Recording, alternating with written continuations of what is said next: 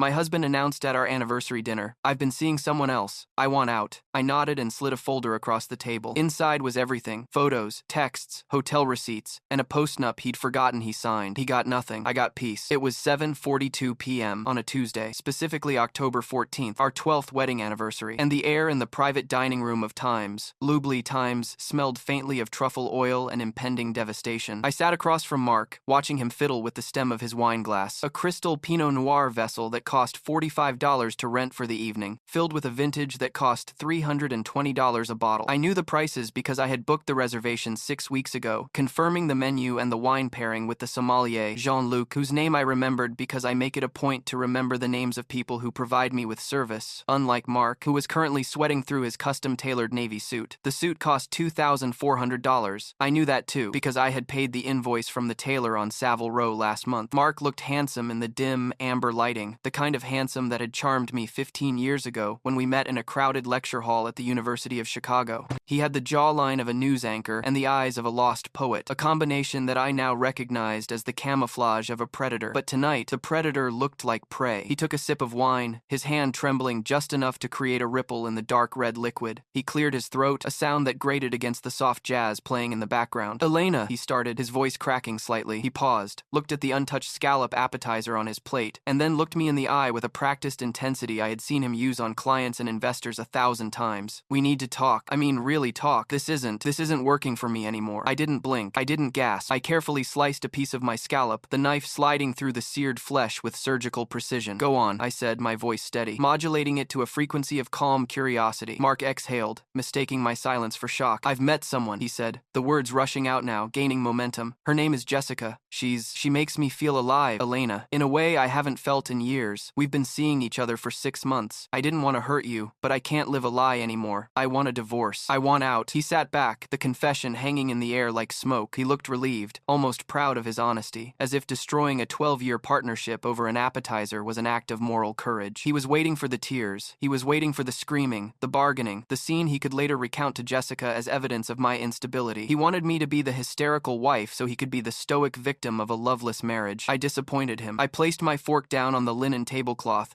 aligning it perfectly parallel to my knife. I reached into my tote bag, a sturdy leather construct that sat on the floor beside me, and pulled out a manila folder. It wasn't thick, perhaps half an inch, but it was dense. I slid it across the table, the cardboard making a dry hissing sound as it passed over the starch of the tablecloth. It stopped right next to his bread plate. "I know," I said. Mark frowned, his brow furrowing in that confused puppy dog way that usually made me soften. "Not tonight." "What is this?" he asked, staring at the folder as if it were a bomb. "Open it," I commanded gently. He hesitated, then flipped the cover open. The first thing he saw was a photograph. It was taken on August 12th at 1:15 p.m. outside the Street Regis Hotel. It showed Mark and Jessica, a 24-year-old marketing coordinator with a penchant for fast fashion and Instagram filters, kissing by the valet stand. The resolution was high enough to read the license plate on the valet's podium. Mark's face drained of color, turning a sickly shade of gray that clashed with the warm lighting. He flipped the page, a printout of a text message thread from July 4th.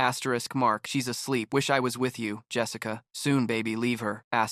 He flipped again. A credit card statement from a secret account he thought I didn't know about, highlighting a purchase of a diamond pendant for $4,500 from a jeweler in Soho. The date was September 22nd, my birthday. I hadn't received a pendant. I had received a generic spa gift card. Mark stopped flipping. He looked up at me, his eyes wide, terror finally replacing the arrogance. You had me followed? I had you audited," I corrected him. "There is a difference. Following implies a physical pursuit. Auditing implies a comprehensive review of assets, liabilities, and movements. And Mark, you are a significant liability." He tried to rally. I could see the gears turning in his head, the narcissism engaging its defense protocols. He straightened his tie. "Okay," he said, his voice hardening. "So you know. Fine. It saves me the trouble of explaining. It doesn't change anything. I still want a divorce. And given that I've been the primary earner for the last 3 years since you took that step back to consult, I think we both know how the equitable distribution works in this state. I'll cut you a check, Elena, a generous one, but I'm keeping the house, and I'm keeping the portfolio." He reached for his wine glass again, emboldened by his own delusion. "We can do this the hard way or the easy way." I almost laughed. laughed. It would have been a cold, dry sound, but I suppressed it. Mark, I said softly, leaning forward. Turn to the very last document in the folder, the blue page. He looked suspicious, but he obeyed. He pulled out the blue sheet. It was a photocopy of a document titled Postnuptial Agreement Amendment IV. His eyes scanned the header, then the signature at the bottom. His signature, dated 8 years ago. What is this? He whispered. You don't remember? I asked. Let me refresh your memory. 8 years ago, you made a bad investment, a very bad investment in a tech startup that didn't exist. You lost $250,000 of our savings. You were panicked. You were facing potential fraud charges because you had leveraged client funds to cover the gap. You came to me, crying, begging for help. I bailed you out. I used my inheritance from my grandmother to cover your debt and keep you out of prison. But I had a condition. Mark was reading the text now, his lips moving silently. Clause 7, Section B. I recited from memory. In the event of infidelity by the husband, proven by a preponderance of evidence, all marital assets, including but not limited to real estate, investment portfolios, and future vested stock options, shall transfer immediately and irrevocably to the sole ownership of the wife. The husband waives all claims to spousal support and agrees to a lump sum payout of $10,000 as a full and final settlement. Mark dropped the paper. This won't hold up. I didn't read this. I was under duress. You were under indictment, I countered, or you would have been, and you had independent legal counsel review it. Your friend, Greg, he signed as your witness. See? I pointed to the signature on the left. Greg, the same Greg who is currently covering for you on your golf trips with Jessica. The silence that followed was total. The ambient noise of the restaurant seemed to drop away, leaving us in a vacuum of his ruin. Mark looked at the folder, then at me, then at the door. He was realizing that the exit he had planned, the noble, romantic exit into the arms of his 20-something soulmate, was actually a trapdoor into poverty. But to understand the precision of this moment, to understand how I could sit there and watch the man I had loved for 12 years disintegrate without shedding a tear, we have to go back. We have to step back from the table and look at the architecture of the betrayal. It didn't start with Jessica. It didn't start 6 months ago. It started with a subtle shift in the atmospheric pressure of our marriage, a change so gradual that only an instrument as sensitive as a wife's intuition could detect it. I am not a paranoid woman. I am a data analyst by trade. I work in forensic accounting for high net worth divorces. That is the irony that Mark never quite appreciated. He married a woman whose professional expertise is literally finding hidden money and exposing lies, and yet he thought he could outsmart me with a burner phone and a second credit card. It was an insult to my intelligence that hurt more than the infidelity itself. The first red flag was not lipstick on a collar or a late-night text. It was a discrepancy in time. It was January 14th of this year. Mark had told me he was going to a networking dinner with the partners at his firm. He said they were going to Times, the Capitol Grill Times on 42nd Street. He left the house at 6:30 p.m. At 8:15 p.m., I logged into our shared Uber account to check if my mother had used the ride credit I sent her. I saw a ride in progress, but it wasn't my mother's ride. It was Mark's profile, and the destination wasn't Times. The Capitol Grill asterisk. It was a residential address in Brooklyn, 412 Sterling Place. I stared at the screen, the little black car icon moving slowly through the traffic on the bridge. I felt a cold prickle at the base of my neck. I didn't call him. I didn't text. I just wrote down the address, 412 Sterling Place, Apt 3B. I didn't know the apartment number then, but I knew the building. When Mark came home that night at 11:45 p.m., he smelled of steak and red wine. How was dinner? I asked from the couch, where I was pretending to read a book. Great, he said, loosening his tie. Boring, but necessary. Jim wouldn't stop talking about his boat. He kissed me on the forehead. The kiss felt light, perfunctory. I'm beat, going to crash. I watched him walk up the stairs. He was lying. He hadn't been to Times, the Capitol Grill asterisk. I checked the credit card activity the next morning. No charge at Times, the Capitol Grill asterisk. No charge for a cab. Ah, he had used the corporate card for dinner, he would claim. But the Uber was on our personal account. Sloppy. Mark was never sloppy. That was the first crack in the facade. For the next 3 weeks, I did nothing but observe. I entered the data collection phase. I treated my marriage like a case file. I created a spreadsheet. Column A, date. Column B, stated location. Column C, actual location. Column D, discrepancies. I tracked his phone usage. I noticed that he had started taking his phone into the bathroom when he showered. He started leaving it face down on the nightstand. When he received a text, the preview was turned off. It just said notification. Small things. Cliches, really. But cliches are cliches because they are true. Mark was acting out the standard script of the adulterous husband, line by line. He became critical of me. Why do you wear those sweatpants all the time? He asked one Saturday morning. You used to dress up more. I was wearing Lululemon leggings that cost $98. I was cleaning the house. I'm cleaning, Mark, I said. Whatever, he muttered. Just put some effort in. The projection was textbook. He was feeling guilty about his own behavior, so he had to villainize me to justify it. If I was letting myself go, then he was driven to find someone else. It was a psychological defense mechanism to protect his ego from the reality of his own moral failure. I added unprovoked criticism to the spreadsheet under column E, behavioral shifts. By February, I had enough data to form a hypothesis, but I needed confirmation. I needed the validator. In my line of work, we use private investigators, but we call them risk consultants. I called an old contact, a man named specialized in digital forensics named Silas. Silas had spent 12 years in military intelligence before moving to the private sector. We met for coffee at a nondescript diner on 8th Avenue. I slid a piece of paper across the table with Mark's phone number and the Brooklyn address. I need to know who lives there, and I need to know who he's talking to, I said. Silas didn't ask questions. He just nodded and took a sip of his black coffee. Give me 48 hours, he said. It took him 24. The next day, I received a secure email. The tenant at 412 Sterling Place, Apt 3B, was Jessica Miller, age 24, marketing coordinator at a rival firm. Instagram handle, @JessLiveLove. I clicked the link. Her profile was public, and there it was. A photo from January 14th, a picture of 2 glasses of wine on a coffee table. The caption, asterisk, date night with my mystery man. Number love, number secret, asterisk. In the corner of the frame, barely visible, was a cufflink. A silver cufflink shaped like a knot. I knew that cufflink. I had bought them for Mark for Christmas. They were Tiffany & Co. Sterling silver, $350. That was the moment the confusion phase ended and the cold realization phase began. I sat in my home office, staring at the screen, at the blurred image of the cufflink. I felt a physical pain in my chest, a sharp, stabbing sensation that made it hard to breathe. This was the man I had nursed through the flu, the man I had supported when his mother died, the man I had saved from prison 8 years ago, and he was trading me in for a hashtag. I cried for exactly 14 minutes. I watched the clock. At 2:14 p.m., I stopped. I wiped my face. I went to the bathroom and splashed cold water on my skin. I looked at myself in the mirror. Okay, I said aloud. He wants a new life? Let's give him one. I walked back to my desk and opened a new file. I named it Project Dissolution. I wasn't just going to divorce him. I was going to dismantle him. I remembered the postnup. It was buried in a safe deposit box at Chase Bank, a box Mark hadn't accessed in 5 years. He had likely forgotten the specifics of the clause. He was arrogant enough to think that what's mine is mine applied only to his current success, forgetting that his current success was built on the foundation of my bailout. I needed to ensure the infidelity proven by a preponderance of evidence clause was bulletproof. A blurry cufflink wasn't enough. I needed HD video. I needed hotel receipts. I needed a paper trail so thick he would drown in it. The discovery phase was slow and agonizing. I had to play the role of the oblivious wife for 6 more months. I had to smile when he came home late. I had to accept his half-hearted excuses. Working late on the merger, he would say. You work so hard, honey, I would reply, while mentally noting the time, 10:45 p.m. I hired Silas for a full surveillance package. We tracked them to the Hamptons in May. Mark told me he was at a golf retreat. Silas sent me photos of them on the beach. Mark was rubbing sunscreen on her back. I printed the photo on high-gloss paper and added it to the folder. We tracked them to a boutique hotel in Greenwich Village in June. Room 404. I got a copy of the folio, paid in cash, but booked under the name Mr. M. Davis, a pseudonym, amateur hour. But the real gold came in July. Mark got careless. He synced his iPad to the cloud, forgetting that his iPad was linked to our family sharing plan for apps. He downloaded a private messaging app called Wicker. I saw the download notification. I didn't have his password for the app, but I didn't need it. I just needed to know he was using encrypted comms. I asked Silas to clone the device during a network outage I orchestrated at home. I told Mark the router was broken and I had a technician coming. The technician was Silas. He spent 20 minutes with our devices while Mark was at work. When he left, I had a mirror of Mark's phone. Reading their messages was a form of self-harm, but necessary. They mocked me. That was the part that hardened my resolve into steel. It wasn't just the sex, it was the disrespect. Asterisk Jessica. Does she suspect anything? Mark. No, she's in her own world, obsessed with her numbers. She's boring, honestly. I need someone with fire. Asterisk. Boring. I read that word and felt a cold smile form. I was boring. I was the one who managed his portfolio, who optimized his tax strategy, who ensured his life ran on rails. I was the infrastructure he took for granted. He wanted fire? I would give him an inferno, but I would burn him with ice. I waited for the anniversary. It was the perfect date. The symmetry appealed to me. 12 years of building a life, ending on the same day it began. I spent September preparing the financials. I moved half of our joint savings into a secure trust account in my name, citing investment diversification, which he signed off on without reading because he was too busy texting Jessica. I prepaid the property taxes on the house for the next 2 years using his bonus check. I quietly updated the beneficiary designations on my own life insurance. I was methodically cutting the cords that bound us, one by one, until only the legal tether remained. Which brings us back to the table at times. Lubly asterisk. Mark was still staring at the postnup. The reality was setting in. Elena, he stammered, his voice trembling. You can't do this. This is $18,000 in that clause. No, wait. This says all assets? He looked up, panic flaring. You can't take everything. That's not fair. Fairness is a concept for children and games, Mark, I said, taking a sip of my water. This is contract law. You signed it. You had counsel, and you violated the terms. Clause 7 is explicit. Infidelity triggers the asset transfer. It's a penalty clause, and you have incurred a significant penalty. He stood up, his chair scraping loudly against the floor. Several diners turned to look. "I'm not letting you do this," he hissed. "I'll fight you. I'll get the best lawyers in the city. I'll drag this out for years." I looked at him with pity. "With what money, Mark?" I asked. "The joint accounts are frozen as of 5 p.m. today. I filed the initial separation motion an hour before dinner. The judge granted a temporary restraining order on the assets based on the evidence of dissipation. That diamond necklace you bought, Jessica? That's dissipation of marital assets. The courts frown on that. Your credit cards are likely already declined. You have no liquidity." Mark checked his phone. He opened his banking app. I watched his face crumble. "Access denied," I imagined the screen saying. He looked at me, and for the first time in our marriage, he looked small. "How?" he whispered. "How did you do this?" "I told you," I said, standing up and smoothing my skirt. "I audited you." I picked up my tote bag. I left the folder on the table. "Happy anniversary, Mark. The bill is taken care of. I used your corporate card. I figured it was the least I could do." I turned and walked away. I didn't look back. I could hear him breathing heavily, a panicked, ragged sound. I walked out of the private room, past the hostess stand, and out into the cool October night. The air tasted sweet. It tasted of freedom, but I wasn't done. This was just the reveal. The destruction was just beginning. He thought he could fight? He had no idea what he was up against. I hailed a cab. "Where to?" the driver asked. 412 Sterling Place, I said. It was time to meet Jessica. The cab ride to Brooklyn cost exactly $32.50, including a 20% tip that I added automatically via the app, while staring out the window at the blurred lights of the Brooklyn Bridge. It was 8:45 p.m. when I arrived at 412 Sterling Place, a gentrified brownstone that probably charged $3,000 a month for a one-bedroom apartment with exposed brick and drafty windows. I didn't buzz. I waited. In my line of work, you learn that patience is a weapon more effective than a battering ram. 3 minutes later, a young man with a beard and a bag of takeout Thai food exited the building. I caught the door before it latched, flashing a polite, non-threatening smile. "Thanks," I said, slipping into the vestibule. He nodded, uninterested. I took the stairs to the 3rd floor. The hallway smelled of weed and fabric softener. Apartment 3B. I stood in front of the door and smoothed my trench coat. I wasn't here to scream. I wasn't here to fight. I was here to deliver a feasibility report. I knocked 3 times. Sharp, precise. I heard footsteps, light and quick. The peephole darkened. Then the door opened. Jessica stood there. She was wearing a silk kimono that I recognized from a targeted ad on Instagram. $59. Polyester blend. Rose gold. She had a glass of white wine in her hand and a smile ready for Mark. The smile died instantly when she saw me. She knew who I was. Of course she did. She had been stalking my social media for 6 months. "Elena," she breathed, the name coming out as a reflex. She tried to close the door, but I had already placed the toe of my Christian Louboutin boot in the jamb. "I'm not staying, Jessica," I said, my voice conversational, as if we were discussing the weather. "I just wanted to drop off Mark's severance package." I pushed the door open gently but firmly and stepped into the small entryway. The apartment was exactly what I expected. IKEA furniture trying to look mid-century modern, a gallery wall of prints that said things like "good vibes only," and a distinct lack of coasters. "Get out," she said, her voice rising to a shrill pitch. "I'm calling the police." "You could," I acknowledged, "but then I would have to explain to the officers why you are knowingly co-conspiring to hide assets in a divorce proceeding. That diamond pendant you're wearing, the one Mark bought on September 22nd, that was purchased with marital funds. Technically, it's stolen property." Her hand flew to her throat, clutching the stone. "He bought this for me. He loves me. He loves how you make him feel," I corrected. "There is a distinction, but that's not why I'm here. Mark is on his way. He just left our anniversary dinner. He's upset. He's going to tell you that he left me. That's true. What he won't tell you, because he hasn't fully processed it yet, is that he is destitute." I reached into my bag and pulled out a single sheet of paper, a balance sheet summary I had printed at 4 p.m. "Here is the current state of Mark's finances. The joint accounts are frozen. The house is titled to me under the postnup trigger clause. His investment portfolio is liquidated and in escrow pending the final decree. He has exactly $4,200 in his personal checking account. His credit limit is maxed out. Even the car he drives, the Audi Q7, is leased in my name. I reported it stolen 20 minutes ago. The repo team tracks the GPS. They'll likely pick it up tonight." Jessica stared at the paper, her eyes scanning the zeros. "You're lying," she whispered. "He has money. He's a partner. He's a junior partner with a liquidity problem," I said. "And as of tomorrow morning, when I send his firm the subpoena for his communications regarding insider trading—" "Oh yes, I found those texts too. He will be an unemployed junior partner." I stepped closer to her. She smelled of vanilla body spray and fear. "I just wanted you to know what you won. You didn't steal a prince, Jessica. You stole a dependent. He's going to need a place to stay tonight because I changed the locks at the house. I assume he can sleep on this." I glanced at the beige love seat couch. It looks small, but he's used to making sacrifices now. Good luck with the rent. I imagine it will be hard to cover on a marketing coordinator's salary with a man who has significant legal bills and no income. I turned and walked out. I didn't wait for her response. I heard the door slam behind me, followed by the muffled sound of shouting. I walked down the stairs, feeling a strange lightness in my chest. I had scorched the earth. Now, I just had to watch it burn. I took a different cab home. I arrived at our house in Greenwich. My house house at 10:15 p.m. The driveway was empty. The locksmith, a reliable man named Mr. Henderson, whom I had used for corporate security audits, had already come and gone. The new keys were under the mat in the mudroom, accessible only by a keypad code I had changed 3 hours ago. I walked inside. The house was quiet. I went to the kitchen and poured myself a glass of tap water. I sat at the island and checked the security feed on my iPad. The cameras covered the driveway, the front porch, and the back patio. At 11:03 p.m., headlights swept across the lawn. The Audi pulled into the driveway. Mark got out. He was disheveled. His tie was undone. He walked to the front door and inserted his key. It didn't turn. He jiggled it. He tried again. Then he rang the doorbell. I didn't move. I watched him on the screen. He rang again. Then he started pounding on the wood. "Elena, open the goddamn door. I live here." I picked up my phone. I didn't call him. I called the non-emergency line of the Greenwich Police Department. "Yes, this is Elena Davis at 14 Oakwood Lane. There is a man trying to break into my property. He is shouting and appears intoxicated. I have a restraining order pending." "Yes, thank you." I watched on the screen as he kicked the door. He was screaming now, incoherent rage about my house and "you bitch." 5 minutes later, 2 patrol cars rolled up. I knew the officers by name, or at least I knew the sergeant, Sergeant Miller. They approached Mark cautiously. I saw Mark gesturing wildly, pointing at the house, trying to explain. The officers weren't listening to the story. They were looking at the behavior. They saw an irate man trying to force entry. They asked him to step back. He shoved one of them. That was the mistake. They handcuffed him. I watched as they put him in the back of the cruiser. I didn't feel triumph. I felt validation. The system works if you know how to operate the levers. I went upstairs, took a shower, and slept in the middle of the king-sized bed for the first time in 12 years.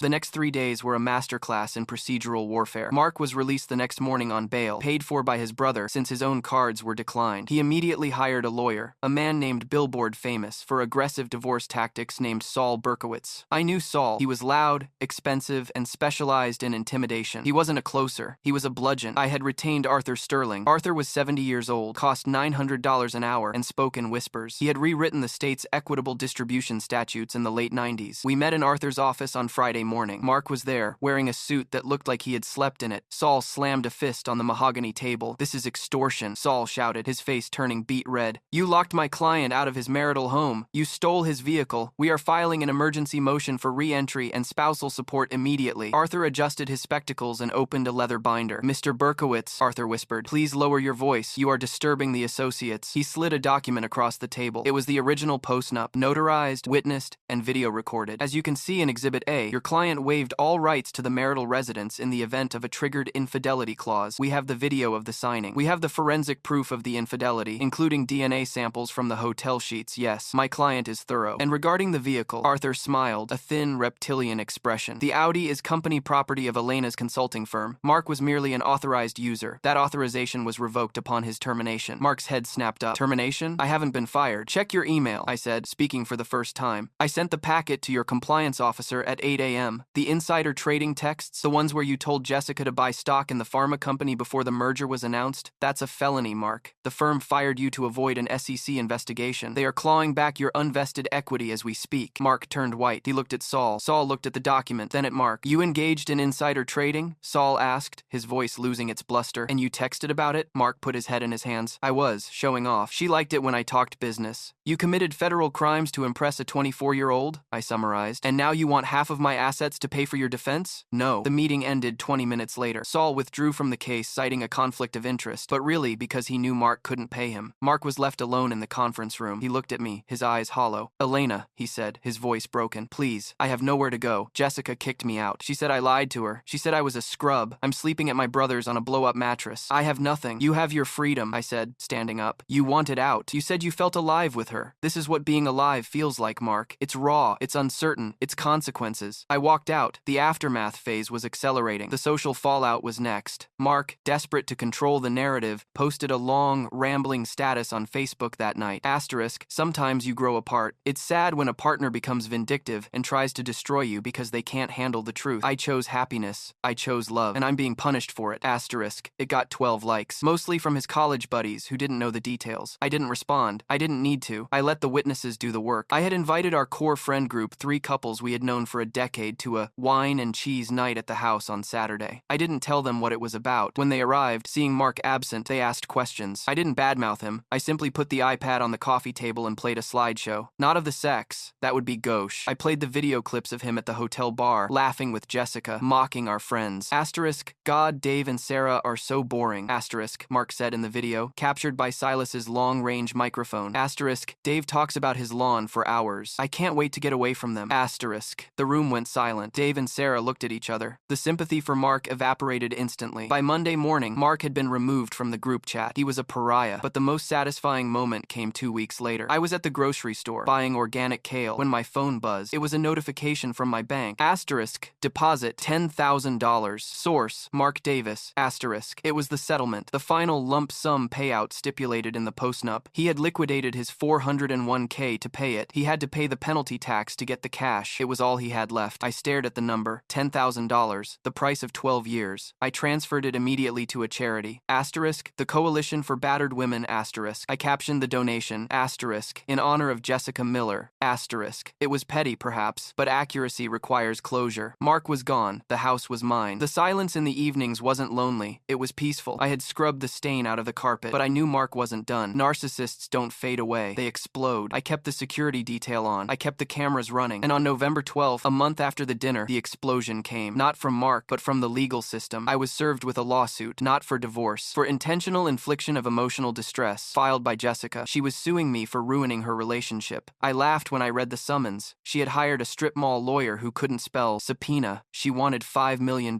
She was going to get a lesson in discovery. I called Arthur. Open a new file, I said. Target, Jessica Miller. Let's look at her tax returns. I have a feeling she hasn't declared all those gifts from her admirers. I was just getting started. The vindication wasn't just about survival anymore. It was about sanitation. I was cleaning up the mess, one cockroach at a time. The game had changed. I wasn't just the defendant. I was the prosecutor, and the court was in session. The deposition for Times Miller v. Davis Times took place on a gray Thursday in early December, in a conference room that smelled of stale coffee and lemon polish, a sensory combination that will forever remind me of victory. Jessica's lawyer, a man named Mr. Henderson, no relation to my locksmith, wore a suit that was a shade too bright a blue and a watch that was too large for his wrist, the universal uniform of an attorney who relies on volume rather than precedent. Jessica sat next to him, dressed in what I assumed was her idea of a sympathetic victim outfit, a oversized beige cardigan and no makeup, a stark contrast to the filtered glamour of her Instagram feed. She refused to make eye contact with me. I sat opposite them, flanked by Arthur, who was methodically arranging his pens in a perfect line, a silent ritual that terrified opposing counsel more than any shouting match could. The premise of her suit was that my actions, specifically the stalking and the public humiliation, had caused her severe psychological trauma, resulting in lost wages and the inability to work. She was claiming $500,000 in damages. It was a bold number, likely pulled from the air in a moment of desperation to pay her mounting credit card bills. Mr. Henderson began with a blustery opening statement about vindictive ex-wives and harassment campaigns, trying to paint me as a scorned woman with a vendetta. I let him finish. I let him run out of breath. Then Arthur cleared his throat. Mr. Henderson, he whispered, the sound carrying effortlessly in the quiet room. We are here for discovery. Let us proceed to the facts. The facts were my playground. I had spent the last 4 weeks not worrying about Jessica's feelings, but auditing her life. I had subpoenaed her bank records, her Venmo history, her employment files, and, most crucially, her social media analytics. Miss Miller, Arthur began, sliding a document across the table. You claim that the distress caused by my client prevented you from working as of October 15th. Is that correct? Jessica nodded, wiping a non-existent tear. Yes, I couldn't focus. I had panic attacks. I lost my job because of the stress. I see, Arthur said. And yet, on October 22nd, 7 days after the alleged trauma began, you posted this sponsored content for Skin Glow Tea on TikTok. In the video, you appear to be dancing. The caption reads, "Living my best life. Number unbothered, number hustle." You were paid $2,500 for this post. Did you declare this income to the unemployment office when you filed for benefits on October 25th? Jessica froze. Mr. Henderson shifted in his seat. Objection, he muttered. Relevance? The relevance, Arthur said, is that your client is committing fraud. But let's go deeper. He pulled out another sheet. Here is a Venmo transaction log. November 1st, you received $400 from a Davy B-boy with the memo Fun Night. November 3rd, $300 from Mikey P-